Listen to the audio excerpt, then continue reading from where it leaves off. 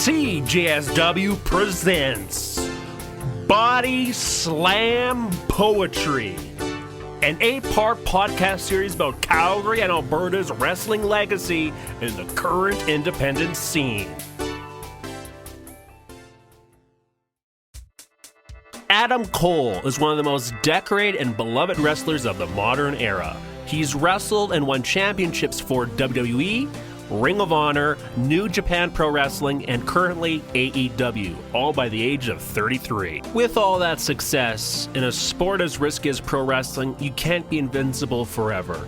Adam Cole wrestled as part of AEW and New Japan's joint pay-per-view Forbidden Door in June 2022, and during the match suffered a severe concussion. It took him out of action and off TV for the rest of the year. Cole was uncertain if he could ever wrestle again. He suffered constant dizzy spells, headaches, vomiting, and an endless amount of doctor visits. This could have been the end of the road for one of the modern generation's greats, who all of 1 month prior, in May 2022, won the inaugural Owen Hart Cup tournament in AEW, a tournament put on by the Calgary-based Owen Hart Foundation and led by Owen's widow, Dr. Martha Hart. A reminder that no matter how much success you achieve, it could be all over in an instant. Adam Cole returned to AEW television on January 11th, 2023 to cut a promo in the middle of the ring in front of a capacity crowd. This is an excerpt of what he said that night. Seriously, every single day, I'd read things like, "I miss Adam Cole." I hope Adam Cole is recovering all right. I don't care if Adam Cole never wrestles again. I just want him to be okay. And that meant the world to me.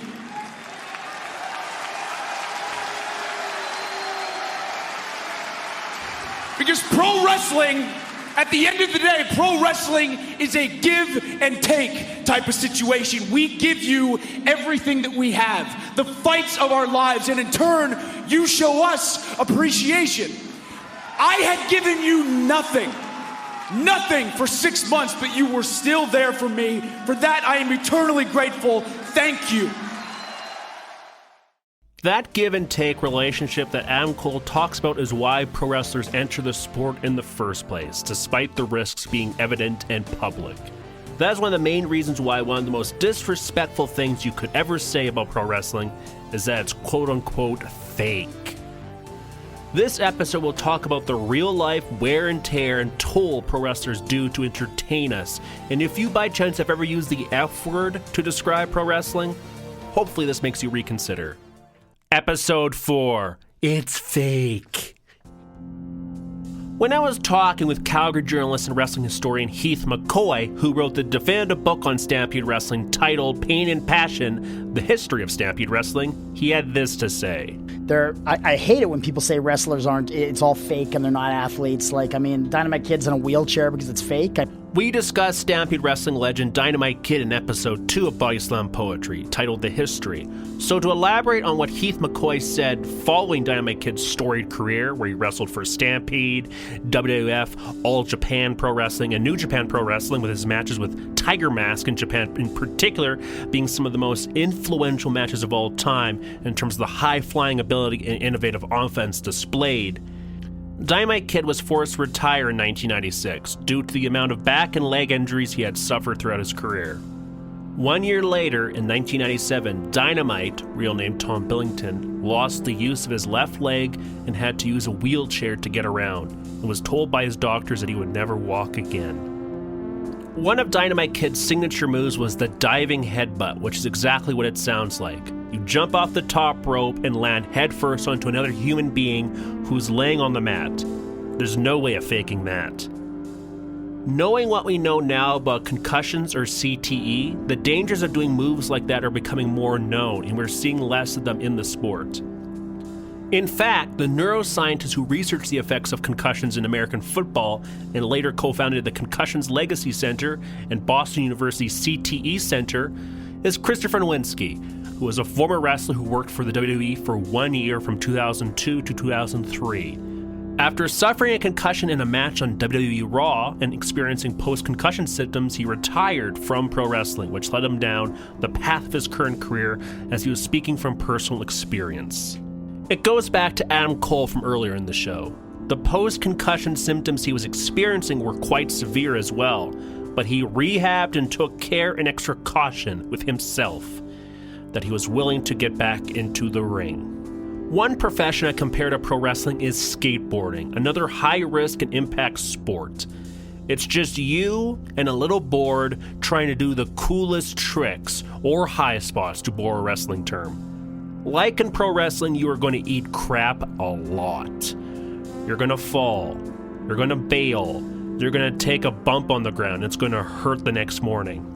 But skateboarders, like pro wrestlers, know those risks going in. Tony Hawk, the patron saint of skateboarding, and frankly, one of the patron saints of my growing up period, displays this more than anyone. At age 54, Hawk is still out there grinding, literally. In the excellent HBO documentary about Tony Hawk, aptly titled Tony Hawk Until the Wheels Fall Off, one of the interview subjects is his fellow Bones Brigade member Rodney Mullen, age 56. When asked why he hasn't retired and why does he still do it despite all the health risks and broken bones and ailments he's received, Rodney said, and I quote, "When I'm done with this, that'll be what it is, and I'll find a way. But there's something inside of me propelling that. I'm not going to give up until the wheels fall off. That's what I'm made of." Pro wrestler CM Punk, who is 44, used the exact same "until the wheels fall off" motto after he was sidelined with an injury in 2022. This is what they were put on this earth to do, and they want to fulfill the passion, fulfill the creative art inside of them, and make moments and memories that us fans will never forget. I discussed this with Raj Singh, a Calgary-based wrestler who wrestles currently for Impact Wrestling, and what he has suffered in his career. Man, the list is long, man. Yeah.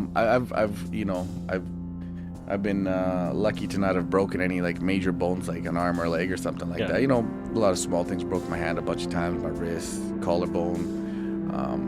Obviously, I broke my nose, which is still broken, but I can't get it fixed right now because if I do, I could get that like big bump, and I don't want that. So I'm walking around with a broken nose. But the main one, I mean, I've separated my shoulder a bucket load of times where people wouldn't know because I just pop it back in and continue my day. But I tore my ACL, and you know, it doesn't sound like a lot because it's such a common surgery, but for a professional wrestler, it's a lot because it's literally like our body is our body of work. It's the way we make our money. So that was a big mental game, and it was like the recuperation is. I got hurt just before COVID, so all the surgeries got pushed back. So I had like my surgery time, my wait time, my recovery time. The world of pro wrestling never stops. There's no such thing as an off season, with weekly TV shows and big pay-per-view events happening year-round, even on Christmas Day in some instances. So when you're out on the shelf with an injury, the fear is you might be forgotten, as someone has taken your spot in the interim. So it means you have to really impress and be motivated to get a renewed push when you're ready to come back. This is what Raj said. And then from there, you gotta like pretty much wait for the writers to want to bring you back in.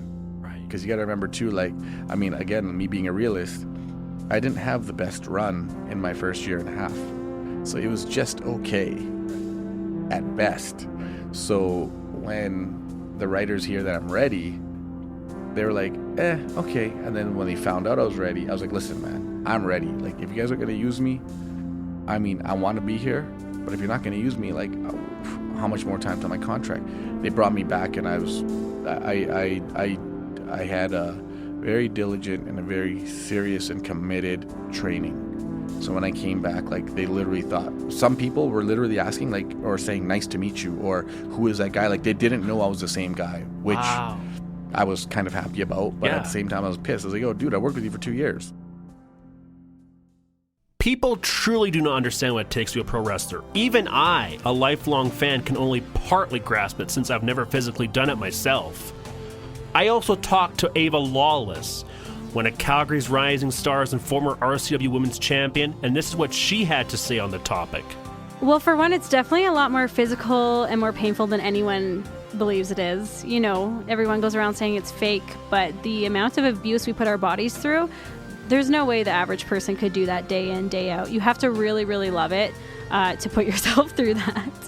And then I think along the way, you learn that the moves aren't everything. The story is everything. So you're able to tell a story through your facial expressions, through your connection with the audience. And I think going into it, I was like, oh, I want to do the Twist of Fate. I want to do this. And I'm like, oh, it has to be so much bigger than that. So it's definitely like multifaceted. And what was the worst injury Ava has received? Sure. I've been wrestling about 3-ish years now. Yeah. The worst injury I ever had, I took a back suplex and they over-rotated me and I landed directly on my head. It compressed a nerve in my neck, which made my left arm basically impossible to use. I had twitches for about 3 months. I couldn't sit. I couldn't drive. I was doing multiple chiro appointments, massages, stretching. I was using like that Dr. Ho thing.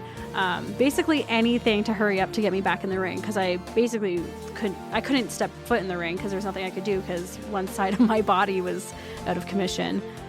So that has to be the worst injury I've had. I did get like a little bit impaled by a chair, but that only took me out for like a week. So, you know, just small things. Yeah. So you might hear Ava say things like about how she couldn't sit or drive and how one side of her body was out of commission. And you might respond with, why do you keep doing it? Why is this something you choose to do with your life? This is what Ava Lawless had to say. But there is some sort of saying where it's like, you can love wrestling as much as you want, but it's not going to love you back. So you have to do it for yourself. You know, you have to truly love it and give it everything you've got, because some days are going to be hard. But if you do love it, then it's the best thing in the world. That passion is what drives every great wrestler. As it's not like you're raking in the money to begin with, especially on an indie level. There are easier ways to make a living, but pro wrestlers are artists. It'd be like telling a musician, hey, cool album, brah, but what do you really want to do with your life? You'll probably have to work a day job to support your passion, just like an indie musician, but it's worth it. I'll be touching more on these themes about the similarities between punk and DIY culture and pro wrestling in a future episode, so stay tuned. Back to the topic at hand, Raj Singh had this to say about how Calgary training set him up for his career, in addition to other Calgary wrestling greats like his cousin, former WWE champion Jinder Mahal. Calgary is one of the main ones where everybody was trained properly. Everybody was trained properly. And, you know, like, we get the F word thrown around in wrestling, fake. It's not fake to us. I challenge a lot of people to come train with the Dungeon Boys or guys that came out of Dungeon. Get stretched, yeah. Absolutely. Yeah. Dude, there's, you know, like there's... Only percent. You know, and not to say that the way Bad News and Jerry Morrow did it was 100% correct, but... When I would get hit with a kendo stick for messing up my training, I wasn't getting hit with a kendo stick like he's going Barry Bonds on me, trying to knock me out. He would come in, give me that tap on the ribs. Get your stuff right. Boom. Get your stuff right. Boom. Get your stuff right. And finally we get it right. I don't have to get that kendo stick anymore. So I learned with like the what do you call it? The physical, the heart therapy. But so you know, my cousin and I, we take a lot of pride in the sense of how we were trained. And I know that TJ, Natty, and Harry, and anybody else like APOC, who was Victor on TV with the WWE, right. They were all trained through Tokyo Joe. And they literally had the same training style as we did. Yeah. So it's like I guess our Calgary guys were trained properly. Raj is referring to the legendary Tokyo Joe, who was based in Calgary until his death in 2017, and was a close friend of Stu Hart. He helped train a lot of people who came through the dungeon. With a wooden artificial leg, Tokyo Joe trained Natalia Neidhart, Tyson Kidd or TJ, and Harry Smith, the next generation of the Hart legacy. Bret Hart would later call Tokyo Joe the best legitimate wrestling trainer in the world. Tokyo Joe's training was more than just learning wrestling moves, as the dungeon famously had no ropes, just a mat to fall on and hard walls, with conditioning being a key component of Tokyo Joe's training. including running up and down stairs, repeated squats, sit-ups, and push-ups. It's tough training, but his students worshipped him and knew they will not be where they are in their careers today without his training. As this is not a picnic, this is a physical sport. Speaking of veterans of the Calgary scene, I spoke with Otto Gentile, founder and promoter of Can-Am Wrestling. His experience in the Calgary wrestling scene extends back to the 80s, and his knowledge of the sport is unparalleled. This is how he responds when people tell him pro wrestling is fake. The ones that I try to explain to people that, oh, it's fake. Yeah. It's not fake. Sure, there's predetermined outcomes, but we are trained more or less to be professional stuntmen that throw ourselves around to try and tell a story of good versus evil. Sometimes good ways out in the end, sometimes evil ways out in the end. But it's telling that story to the general public that's there. You want to try to get them hooked and invested in your character. Yeah. So really, that's what we do. Everybody's trained the same way. Guys make moves their own by adding their charisma, their flair, a spin here or there, or whatever they add to that move to make it their own. They change the name. They give it a name that's different from what the actual move is, but it's still that move. And that's the biggest thing is guys go into that ring. We're giving each other our bodies to perform and create this story in the ring. And what people don't realize is, sometimes accidents happen. There's a shot that gets in there, and trust me, we get pissed off at each other. But at the end of the day, when we get back through that curtain, we understand that this is a business. Out there in the ring is our office. Once we're done in the office and we come back through that, we're still a brotherhood. We're a sisterhood of people that are trying to perform, I guess you could call it like a visual arts. And that's the biggest thing that people have a hard concept believing, that we're doing this to each other. But if we don't work together, we look like absolute idiots out in that ring. So the better we work together, the better the outcome. And that's what fans want to see. They want to see that outcome. Yeah. They want to be invested in your character. So that's what we try to do. As referenced on past episodes, what makes pro wrestling such a great art form is that it's a collaborative medium, a choreographed dance, where if all the athletes hold up their end of the bargain, everyone wins. Sure, there might have been some ego-driven, I must look good at every moment and stand triumphant at the end of every match, but those aren't the best wrestlers. When I think of the best wrestlers, I think of someone who began his wrestling training in Calgary in 1990, and his name is Chris Jericho. Jericho has been wrestling consistently since 1990, and to this very day, still wrestles at a high level every week as part of AEW. In fact, last year, 2022, some people would say was maybe the best in-ring year of his career to date. Now think of the ground that covers. And you know why Jericho has had longevity? Because of how well he works with others. He's choosing to work often with young guys, rising stars like Ricky Starks and MJF, who are only in their 20s. And he comes out of those feuds often on the losing end, as Jericho's career is cemented as an all-time great. So what he and other veteran wrestlers can do now with their stature is help make a name of the next generation of Chris Jerichos. And why does someone like Chris Jericho at age 52 still wrestle on TV every week? To quote Ronnie Mullen again, "And when I'm done with this, that will be what it is, and I'll find a way. But there's something inside of me propelling that I'm not going to give up until the wheels fall off. That's what I'm made of." Me and the Body Slam Poetry team conducted interviews after an RCW, or Real Canadian Wrestling event, at the Legion No. 1 in Calgary.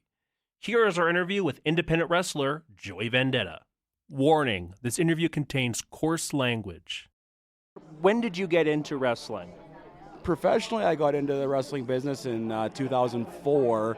I originally actually got involved in some backyard stuff with the guy who had bought a ring from the guy I actually ended up getting trained by in 2002, and did some stuff there, 02, 03, but in about May of 2004, I got a hold of Charles Pichette, who ran High Impact Wrestling out of Regina, Saskatchewan, and I'd seen him on a message board, sent him an email, got a hold of him at a time set to go and train, and by July of 2004, I was down at the training center, and then by September, I was wrestling on my first show.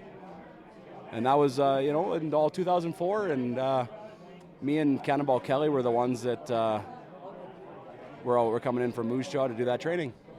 Amazing. So, what inspired you to get into it? I've always been a one-trick pony. It's always been wrestling because you kind of get a little bit of everything. You've got the theater, the pomp and circumstance, all the hoopla and everything like that. Did you have a gateway at all, or like in terms of like inspirations or anything, or just in general? I remember watching wrestling with my brother. As far as actual wrestlers go, I was always a Hulk Hogan, Macho Man kid. The Mega Powers were what I remember watching when I was 2-3 years old. I went to a few indie shows with my brother, who was never as big into wrestling as me, but he'd always kind of went with me on things like that. He'd always like the big guys, like the Yokozunas, King Kong Bundys. Anybody who was a big beefy dude was somebody that he was always into, but never. Not much on that. It was more of a me thing. I watched with my grandma a lot, pay-per-views in the Attitude Era and stuff like that. I remember going to my grandma's house. She'd always got such a big kick out of Vince McMahon's "You're Fired," and I remember watching pay-per-views there with my grandma, my uncle, family, friends, and we gathered for that, and that was always fun. But it was mostly just a me thing. I'd watch wrestling every Monday. As a teenager, on Mondays. Here in Canada, we had Raw, and then Tuesdays we'd have Nitro. Wednesday eventually was Thunder. Then we had SmackDown. Friday, ECW. Saturday and Sundays you had all the hour-long TV shows. So I'd always I watched as much as I could, mostly by myself until I was about 14, and that's when I met Cannonball Kelly, and that's when I had actually met a wrestling friend that knew just as much about wrestling as I did, and somebody who I could connect with on that type of level.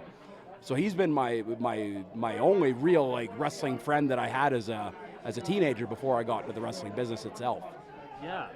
So you said you've been wrestling or training since 2004, and so how long you been wrestling in RCW or any Calgary events? RCW, I had started coming out originally there in about mid 2015, and I went right through until the end of 2016. I'd come out. I was doing a tag with Rex Roberts. We were the Redneck Renegades. Had I think 3 tag title reigns in there. We had a bitter split. I had went off on my own on more of a villainous persona. The heavyweight title at the time was vacated because Bobby Sharp, who was the current champ, was going to somewhere in Ontario, I do believe. So they had the Canadian Classic throughout the summer, and the top 8 guys would be seeded into the tournament, and I was the top seeded guy in the whole Canadian Classic. Came to the finals of the tournament with Scott Justice, and Scott Justice won the heavyweight title. We did a couple of rematches, and then I pretty much finished up my time with the company there because I was getting ready in early 2017 to have knee surgery to fix my torn ACL, MCL, and meniscus. What are some of your favorite memories or live moments as a wrestler that you've had? Ooh. My one and only springboard. I've only been able to actually springboard to the top rope one time, and I was wrestling Cannonball in Yorkton, and we were doing every single thing we did in the match was in memory of a friend of ours, to just kind of pop him. It was 2 years since his death at that point when we did the match, so we did a bunch of things that our buddy Mike we knew he would have liked. And then I said it was Mike that was, because he was 6'5", this guy, he was huge. He said he was the one who grabbed me and put me on the top rope for that one and only springboard I did. He just had to have been there. There's that one. Anytime I get to wrestle Kelly, when I was wrestling for Chuck, we'd go up and do a lot of northern Saskatchewan shows, and he'd usually put me with Kelly in every town at least once. And I asked him why. He said, whenever you wrestle Kelly, you always tie your boots just a little bit tighter. I think it's because you can always hit your best friend a little bit harder. You can always, do a little bit more with your best friend, right, like that. So anytime I got to wrestle Kelly is always fun. We did a tag title change in Moose Jaw where me and Kelly won the tag belts from Billy Bones and Dixie Dragon, and the building literally shakes. There's about 200 people in there, but on the camera started shaking, the building was shaking. It was like a goosebump feeling. And, you know, like that one was really cool. And Kelly's grandma's both of them got to be there for that one, so that was cool. And Kelly was bleeding, she's trying to roll her wheelchair to get in the ring. Stuff like that, you know, that's always good stuff. Yeah, and like, I mean, I've been a fan since like '97, so like I'm like diehard like you guys, but it's funny because that's my team over there, and like this was Jed's first show, nice. And like it's fun. I always like going with at least someone who hasn't gone before, and it's always good to have. And it's always like watching it through their eyes, and it's like, especially like these shows are just always a big hit and stuff. So, what's a kind of like in terms of like a newbie, like in terms of like selling wrestling to people? Don't sell wrestling. Don't sell wrestling. Sell them a night out. A night out where you get, this is cathartic. You can boo that guy that you don't like. It doesn't matter if everybody else likes him. You don't. So now for the next 2 hours, you get to boo, cheer, do your thing. You get to get out everything that's been pissing you off all week long. All that, you know, it's such a cathartic thing. Like, and on the other side of that, for me, like coming out and tonight I got to be a good guy. But what my favorite. There's no better feeling for me, literally, than walking out and having a room of a couple hundred people boo the ever-loving shit out of you. And before you've done anything, they just, you know, that all those boos, it's like, yes.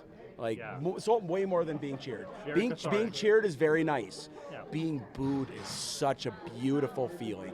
It's hard to explain how, it's just a beautiful feeling. That's such a great way to put it. Like, that's very true. You've already got them in the palm of your hand at that point. They hate you that much. You haven't done anything yet. But like, I come out to Survivor when I'm a bad guy. I use Destiny's Child, right? Like, because it's, for one, when I changed to that music when I did the split from Rex, because the lyrics to the song I thought fit what was going on. Now that you're out of my life, I'm so much better, blah, blah, blah, blah, blah. And it talks about how she is so much better now that she doesn't have that guy. Yeah. So, but I use that because it's such easy heat. Now they hear that and they're like, oh shit, here comes that guy. Like, you know? And so you got him off of that. I come out, I'm slimy, cocky, small, chicken shit, do whatever I have to do, you know? Like, it's, yeah. Wrestling's so many things. It could be something different for everybody. That's the best part. That's amazing. So thank you so much for your time. Thanks for listening to Body Slam Poetry. This episode was written and produced by Ben Goodman. Assistant producer Sophie Chardon. Edited by Jed Mabaza. And music by Gray Screen. Stay tuned for episode 5, Why Get Into Wrestling? Additional sources, All Elite Wrestling, Home Box Office. This initiative is made possible by the Community Radio Fund of Canada.